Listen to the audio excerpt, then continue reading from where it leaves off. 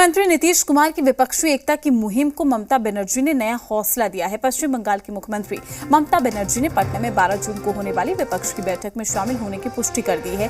इतना ही नहीं, उन्होंने ये भी ऐलान कर दिया है कि वो बीजेपी के खिलाफ केंद्र में खुलकर कांग्रेस के साथ है। उनके इस ऐलान से नीतीश कुमार के मिशन 2024 को बल मिला है। आपको ये भी बता दें कि अगले साल होने वाले लोकसभा चुनाव में मोदी सरकार के खिलाफ एकजुट विपक्ष के लिए नीतीश कुमार लगातार कोशिश भी कर रहे हैं। इसी कड़ी में पिछले दिनों नीतीश कुमार ने कोलकाता में ममता बनर्जी से मुलाकात भी की थी। हालांकि ममता इस मसले पर संभल कर आगे बढ़ती हुई नजर आ रही थी, लेकिन उनकी नई घोषणा से निश्चित रूप से विपक्ष की एक होने की उम्मीदों को बढ़ावा मिला।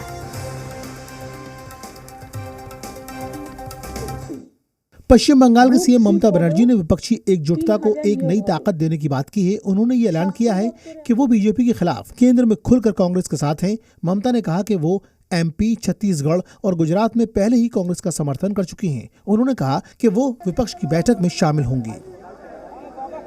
मैंने नीतीश जी को बोला जी आप पटना में करो, सबको इनवाइट करो, जिसको आना है सब आएगा। एक साथ में मिलके हम लोगों ने उद्घाटन में नहीं किया। हम लोग नीति आयोग का मीटिंग में कुछ नहीं होता है राज्यों के लिए, प्लानिंग कमीशन का ज़रूरत है, तो इसी के लिए हम लोग नहीं गया। तो इसी के लिए हम दिल्ली में मीटिंग करने चाहते थे कोई, लेकिन ये भी सोचना चाहिए कि रीजनल पार्टी में वो हॉट रीजन में होना चाहिए। इसी के लिए पटना में शुरू किया, तो इसके बाद और वो कोई स्टेट में होगा। इस बीच केरल के सीएम ने भी विपक्ष को केंद्र के खिलाफ एकजुट होने की बात कही है।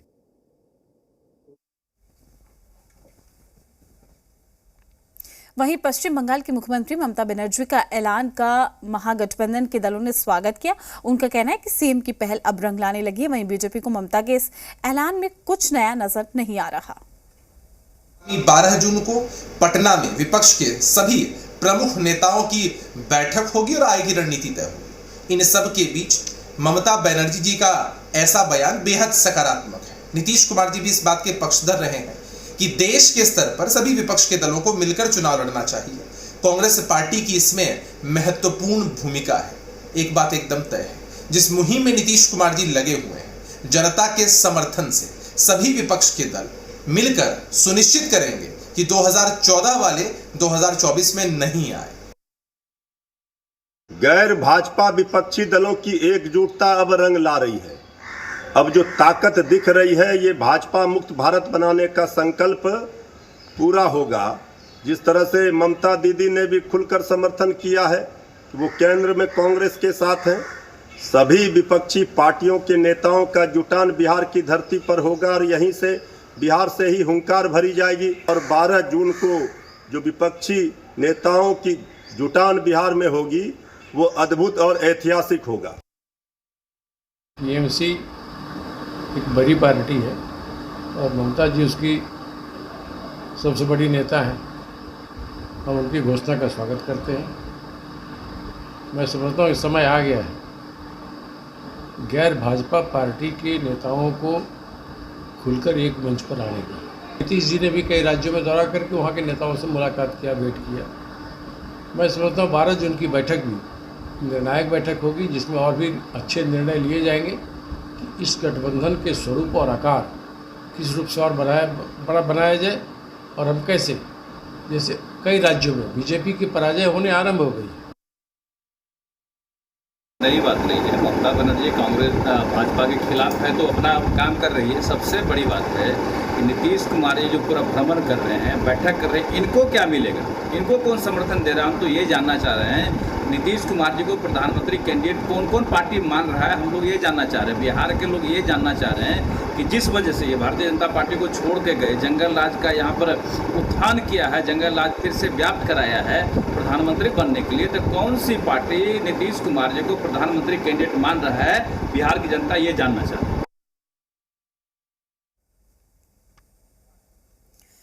वहीं तमाम जानकारी के साथ पटना से हमारे ब्यूरो चीफ रजनीश हमारे साथ लाइव जुड़ चुके हैं। रजनीश, लगातार सीएम नीतीश कुमार विपक्षी एकजुटता का संदेश दे रहे हैं, कोशिशें कर रहे हैं, मुलाकात कर रहे हैं, लेकिन इस बीच ममता बनर्जी का खुले तौर पर कहना कि मैं साथ दूंगी और पटना में ये बैठक होगी, आने वाले दिनों में अलग राज्यों में भी ये बैठक की जाएगी। ऐसे में कितना बल यहां पर मिलता हुआ सीएम नीतीश कुमार को आ रहा है और राजनीतिक फायदा कितना होगा? देखिए, पहले तो जिस तरीके से बीजेपी के लोग ये कह रहे हैं कि नीतीश कुमार के समर्थन में कौन लोग है और चेहरा कौन मानेगा, सवाल उसका तो है ही नहीं। और देखिए, इससे पहले भी अटल बिहारी वाजपेयी जब साइनिंग इंडिया का कैंपेन पूरे देश में चला था तो कांग्रेस कोई मनमोहन सिंह का चेहरा आगे रख के चुनाव नहीं लड़ी थी। इसलिए कौन होगा क्या होगा ये तो बात की बात है, संख्या का खेल है। लेकिन जहां तक ममता बनर्जी की बात है, उनके समर्थन से जो विपक्षी एकता की मुहिम है उसे बहुत मजबूती मिली है। और पहले भी अगर बंगाल में देखें तो एक और बीजेपी, दूसरी ओर टीएमसी और बीच में जो कांग्रेस और लेफ्ट है, इनका एक धरा था। और ममता बनर्जी का सीधा सीधा जो विरोध था वो कांग्रेस और लेफ्ट के जो गठबंधन है, जो कि ममता बनर्जी के ही वोट बैंक पे आघात करते, इसको लेकर था। लेकिन अब जिस तरीके से बयान आए हैं ये बड़ा सार्थक है, एक सकारात्मक है विपक्षी एकता को लेकर। और देखिए, बंगाल में 42 सीट है, जिसमें 2 सीट 2014 में सिर्फ बीजेपी के पास थी, एक आसनसोल और दूसरा दार्जिलिंग। तो आप समझ लीजिए कि 40 सीटों पर टीएमसी, कांग्रेस और लेफ्ट, उसमें भी जो मेजर चंक है वो टीएमसी के खाते में था। तो एक बार फिर अगर ये एकजुटता होती है तो 42 सीटों वाले लोकसभा जो सीट है पश्चिम बंगाल में, उस पर एक बहुत बड़ा पकड़ जो है वो होगा, एक मेजर चंक है ये लोकसभा के हिसाब से। और दूसरी बात की जो 2 सीटें थी बीजेपी की, उसमें आसनसोल और दार्जिलिंग, उसमें भी दार्जिलिंग जो है वो गोरखा जनमुक्ति मोर्चा के समर्थन से वहाँ पे वो जीती थी और वो बढ़कर 18 हो गई थी। तो इस बार उसको बैकफुट पर डालने को लेकर ममता बनर्जी का ये बयान जो है बहुत सकारात्मक है। और यहाँ पे जो बैठक होगी और उसमें तमाम जो विरोधी धड़े के लोग हैं, इसकी कोशिश हो रही है। पहले भी मुहिम चली, मुख्यमंत्री नीतीश कुमार बीजेपी के विरोध वाले तमाम जो अलग अलग क्षेत्रों में जो बड़े छत्रप हैं उनके बीच जाकर अपनी बातों को रखकर आए हैं। तो लिहाजा ये सकारात्मक पहल है। और ममता बनर्जी ये भी कहती रही हैं कि केंद्र में लगातार वो बीजेपी के विरोध में कांग्रेस के समर्थन पहले से भी करती रही हैं। इसके अलावा छत्तीसगढ़ और मध्य प्रदेश में और गुजरात में पहले भी वो समर्थन दे चुकी हैं।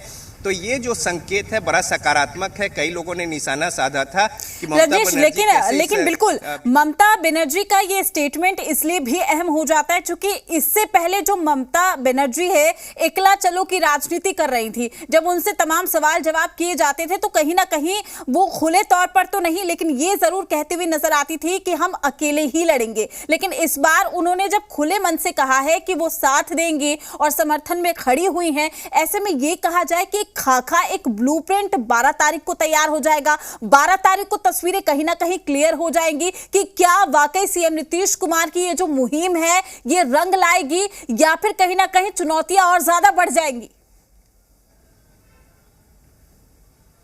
देखिए, कदम दर कदम जिस तरीके से विपक्षी एकता की मुहिम आगे बढ़ रही है, देखिए पहले ही प्रयास में बहुत कुछ नहीं हो जाता है और ये राजनीति है और समय अभी और है। जैसे जैसे मामला और करीब जाएगा बहुत सारी चीज़ें जो है उसमें तब्दीलियां, बदलाव और कई सारे समीकरण जो है वो देखने को मिलेंगे। ममता बनर्जी जिस तरीके से एकला चलो की बात तो नहीं थी, लेकिन पश्चिम बंगाल में वो जब आई थी मुख्यमंत्री के तौर पर और चुनाव जीता था लेफ्ट का विरोध करके, और कांग्रेस का उनका पहले से ही विरोध रहा है। कांग्रेस से अलग होकर ही टीएमसी जो है अस्तित्व में आई थी और लिहाजा अब बीजेपी जो है एक मजबूत स्थिति में पश्चिम बंगाल में ममता बनर्जी को चुनौती दे रही है। तो ऐसे में ममता बनर्जी का जो बयान है, चूंकि विपक्षी एकता को लेकर जो बीजेपी है निशाना साधती थी कि वहाँ विरोध में जो है वो कांग्रेस और लेफ्ट है, तो लिहाजा ये राष्ट्रीय स्तर पर संभव नहीं है। लेकिन अब ये सीधा सीधा संकेत ही नहीं बल्कि बयान आ गए, इससे स्पष्ट हो गया कि ममता बनर्जी के क्या कुछ रुख हैं।